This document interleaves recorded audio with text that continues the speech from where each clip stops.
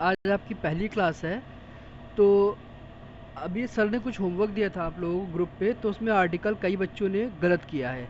तो उसी के लिए मैंने ये वीडियो बनाया है। तो देखो, आर्टिकल होता क्या है। आर्टिकल बेसिकली तीन चीज़ें होती हैं, ए, एन और द। ठीक है। तो द यूज़ करना तो मैं बाद में बताऊंगा, पहले जो इम्पोर्टेंट है वो है ए और एन को यूज़ करना।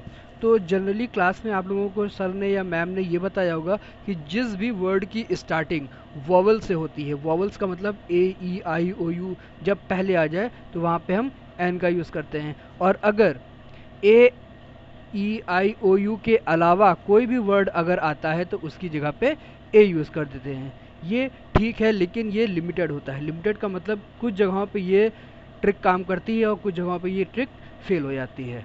लेकिन इसके अलावा भी कई सारे मेथड होते हैं जो कि इम्पोर्टेंट है। ये छोटी क्लास के लिए तो ठीक है, लेकिन बड़ी क्लास में काम नहीं देता है।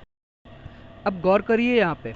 तो इसमें देखो क्या है कि वॉवल्स, हिंदी में वॉवल्स को क्या बोलते हैं। हिंदी में वॉवल्स यानी कि जो स्वर पढ़ाए जाते हैं, हिंदी में दो तरह के होते हैं।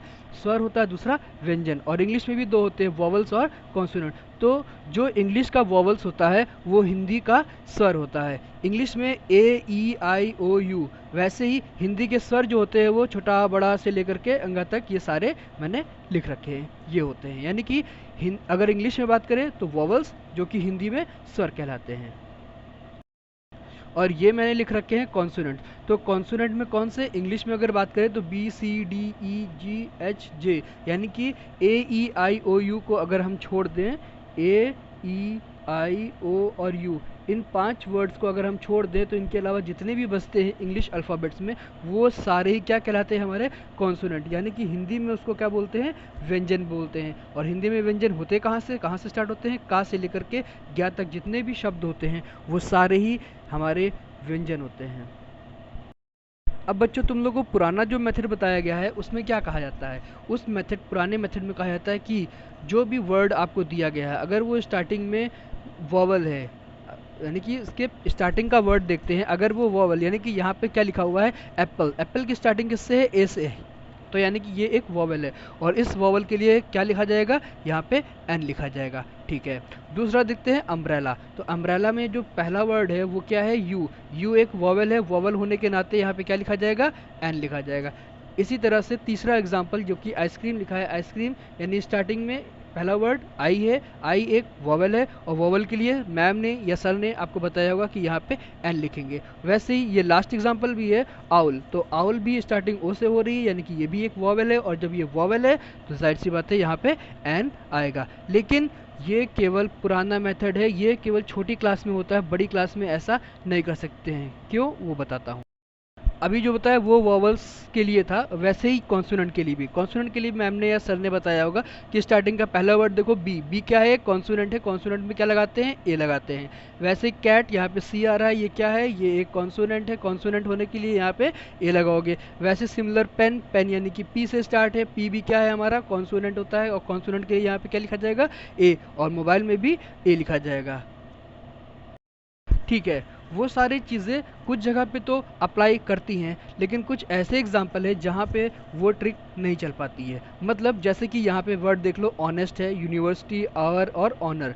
तो इन सारे वर्ड्स में अगर देखा जाए तो जो अभी तक आपको रूल बताया गया है कि पहला वर्ड देखो, वहाँ पे वो जो भी हो तो वो लिख दो।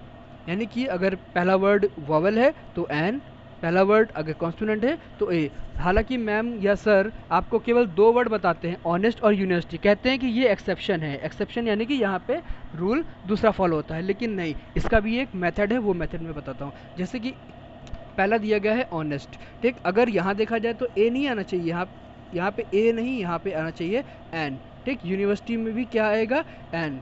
आर में भी क्या आएगा, एन आएगा। और ऑनर में भी एन। लेकिन ऐसा पॉसिबल नहीं है कि सारे वर्ड आप याद रख सकें, तो उसके लिए मैं ट्रिक बताता हूँ कि कैसे इसको याद रखें। देखो बच्चों, अब ये है एक नया और सबसे इजी मेथड, इसको थोड़ा ध्यान से देखना। देखो, सबसे पहले यहाँ क्या लिखा हुआ है, एप्पल लिखा हुआ है, ठीक है।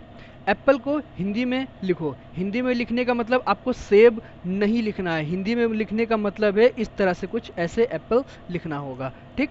वैसे ही अम्ब्रेला, अम्ब्रेला का मतलब छाता, ये मुझे नहीं चाहिए, मुझे चाहिए अम्ब्रेला, इस तरह से हिंदी में ऐसे लिखा जाए। दूसरी बात जो गौर करने वाली है कि जब भी आप इस वर्ड को हिंदी में लिखेंगे तो उसका पहला जो अक्षर है उसको गौर करिए, वो क्या है। इसमें क्या है, छोटा ए, और इसमें क्या है, छोटा आ। याद करो अभी मैंने तुम लोग को बताया कि जो स्वर होते हैं वही वॉवल्स होते हैं, यानी कि स्वर के लिए भी एन लिखते हैं, यानी कि वॉवल्स के लिए भी एन लिखते हैं। ठीक है, तो तुम्हें करना क्या है कि जो भी वर्ड तुमको दिया गया है उसको हिंदी में लिखोगे कुछ इस तरह से, ऐसे लिखा होगा एप्पल, जिसमें कि पहला वर्ड हमें गौर करना है वो क्या आया, ए। अच्छा तो बताओ ये ए जो है वो हिंदी का स्वर है या व्यंजन है? ये हिंदी का स्वर है, राइट, स्वर है, यानी कि ये वॉवल कहलाएगा, और वॉवल्स के लिए हम क्या लिखते हैं, एन लिखते हैं।